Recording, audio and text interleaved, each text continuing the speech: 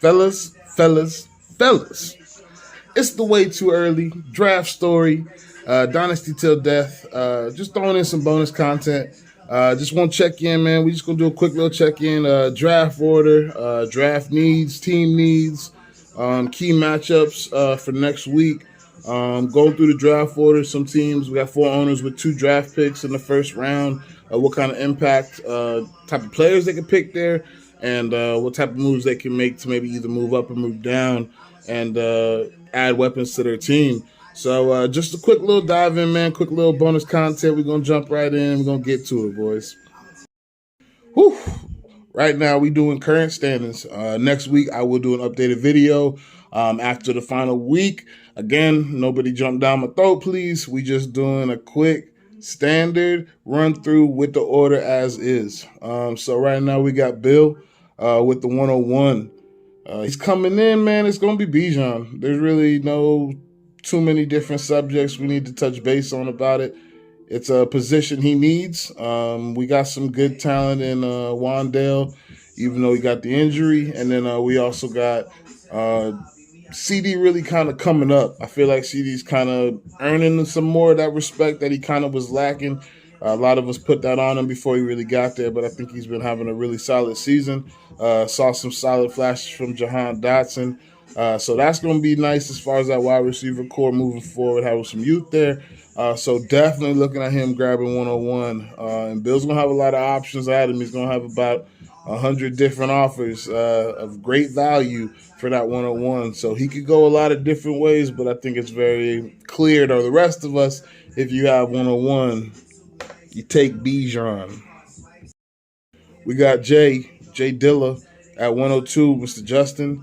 I know Justin's very happy to be in this position. Wonderful core, man. Pickens, Jameson Williams, Mike Williams sitting on the bench, Devontae Smith, Brees, Saquon.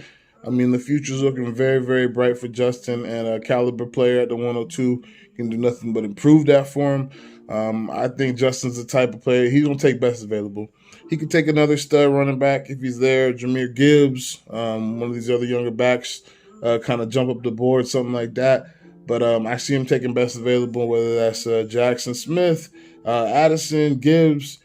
Justin's going to take the best player possible to add to his team, and I think it's going to be a win-win for him. He's very fortunate. Still in the shot for 101. Bill has a key matchup next week. Well, not Bill, but Avery and Justin get deciding that. And then what happens with Bill's matchup is going to shake up a lot. So Justin's sitting at that 102 currently, but could jump up, man. It's going to be very interesting. So we got Avery, every slot at least, and we got Triple G, Jeff with a G, in that position there. I think Jeff's done a great job with his build. Drizzy Draco, Jamar the Jungle. Got Javonte waiting to come in late next year. We got Ken Walker looking like a stud. My opinion, at least, looking very good piece to build around. So yeah, he's gonna add whatever the best player he needs. I think it's got to be a running back, but just one of those owners with 2 picks, and he's gonna have 2 top 5 picks. He's at 3 and 5 currently right now, and that's a force, man. Adding those type of caliber of players, whether that's moving up and offering the best thing you can offer for 101 as far as 2 top 5s, that's respectable. So Jeff's in a weird position where he could really jump up there, but I don't see him leaving the draft, whether it's with a young talent that's already in the league, moving one of those picks, or just drafting the best studs that he can get and add it to that roster and that good young core. So going on with Hollywood Brown too. I forgot he got Hollywood Brown sitting there. So gonna be very interesting to see what Jeff moves. All right, we're moving to 104. Right now, that's Jeff with a G spot. Zach's got that. I think Zach is immediately going to be addressing running back. I think he wanted J.K. Dobbins to come back this season. We all like to see a good comeback story, but it may take another year. And even that being said, Aaron Jones getting a little bit older. He's got a good stable of potential running backs on the bench, but I think he's missing that one stud. So I think Zach goes out there, either makes a play. It's going to be tough at 104, 105 in that position, because I think a lot of running backs that are going to have that impact are going to be drafted early. But again, Zach's got his pick later in the first. So comboing those up, moving up to 102, something like that. You just never know, man, because it's that kind of draft where studs are going to be studs in this draft, but there's going to be great value. So it's going to benefit both sides if people can come to terms. So it's going to be very intriguing to see how people maneuver themselves throughout this draft. But I think with both of Zach's picks, his later one, I think he'll go best available. He's not going to overreach, overextend. But running back's got to be the focus for him this draft. But he ain't letting no great wide receivers slip past him. I'm not going to show you that. Hola, they. Also, want to give shout out to Zach. I appreciate you, man. You sent over some information. Kind of prompted me to even do this little check in with the league. So just want to say thank you, sir. Appreciate you. So next, as we rolling through, we got Jeff. I already talked about Jeff with the G's. Got Jeff Sims' pick. So behind that is Mr. Paul. Paul's another owner, 2 picks. He's got himself and he got Rocco's later on. Depending on what happens next week, his shit could shift around. He could have back-to-back and that middle of the pack could get jumbled. So it'll be very interesting. Paul's got a great core. Kurt, Keenan Allen's looking like he's coming back. A.J. Brown, JT. So I think he's addressing running back. I think he's an owner that also will go out and get a vet if he needs to. But I ain't sleeping on Paul. I ain't sleeping on you, champ. Paul gonna come back with a force next season because he's got them 2 first, man. Very powerful in this type of a draft. So excited to see what Paul does, where he stays at, what he drafts, what he moves. Very excited there. Coming in behind Paul, we got Mr. Drew Commish, CEO, Dynasty to Death. He's got John's pick there. I'm assuming Drew's going to be attacking running back, but I also know Drew's not in a position where he got to reach too far for anything. If a stud falls to him and it may be a wide receiver or, quarterback he really likes and maybe he wants to move another one, he's got so many assets. He could do so many different things. But I think Drew's going to be taking best available there. I think his need is a younger running back, but drafting where he's drafting, there's no guarantee you're going to find that late in the first, depending on how good the draft actually turns out to be with landing spots and such. But again, Drew's not the type, man. If you want to move that pick, go get a stud to add to the fucking already ridiculous lineup. That wouldn't surprise me either. So he's got a good dynasty build. So he's really not in a rush, but I would assume running back would be the target. So again, this is Rocco's pick. We already kind of talked about Paul and what he could potentially do using picks to move up, going to get veteran assets already. So I'm going to fall back down. We spoke about Zach as well. He would be next in position technically by these standings. Again, spoke already kind of about what I expect and kind of what moves I would make if I was in Zach's positions and what positions I would be addressing. So after that falls into my pick, which would be Drew's pick with the standings as they are currently.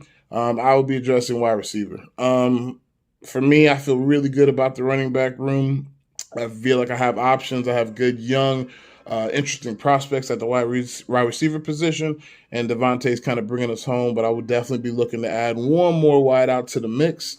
And, that's a veteran or that's in the draft. You know what I'm saying? A lot of people with these 2 picks would love a third first-round pick, and there's going to be owners towards the end of the draft that may be the better move for them to get the value that they're looking for to kind of continue with their team's trend. But it's going to be very intriguing there. Talked about Bill. He's got Javi's pick right behind mine. I think he's taking best value. He's one of these positions where he got Dotson last year late in the first, and it turned out to be a good value, man. I think Dotson showed some talent, showed some flashes, but just had the injury bug. And we're wrapping up the first currently with John. John's very interesting, man. He got young pieces. He's got draft picks. I think John could go on many different ways. This is also a draft. John's very good at scouting.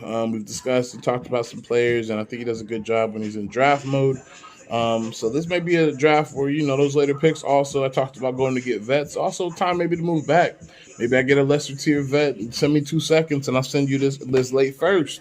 There may be good value in these late seconds where, it's that kind of a draft to where the value is how deep it is and the possibility of some of these second rounders jumping into first round type of talents. So that's also something somebody's got to consider when they have these later picks. Gonna be very interesting, man. John, I would address wide receiver. I would kind of buff that up a little bit. I think you do a good job finding running backs and making that work. But I think you could go either way in your position. I wouldn't put anything off the table if I'm in your slot currently. And that's it, man. We just wanted to do a quick rundown, man. There's a lot of implications for next week. Key matchups I would focus on would be Avery and Justin. That's shaking up the top half of the draft. It's certain situations where if Bill loses, he's in. But if Bill wins, he can't win by, I think it's around 48, 50 points. That way, Justin, if he lost, that would be the discrepancy between them shifting positions, Justin getting that one-on-one. So very excited for everybody in that top round there, kind of envisioning potential of getting that one-on-one. Lots of action there. Also, Jeff and Rocco's matchup, Jeff with a G, their matchup actually determines the middle of the draft. And it's going to be very interesting because that can shake up that middle to where top 5 picks become, in the middle of the pack. And then that also makes Paul's second pick move up the ranks a little bit. So very, very interesting, man. Very exciting. Dynasty Till Death, the host with the most. Obi-Wan Kenobi, the one and only. Man of the hour, too sweet to be sour. Y'all boys have a good one.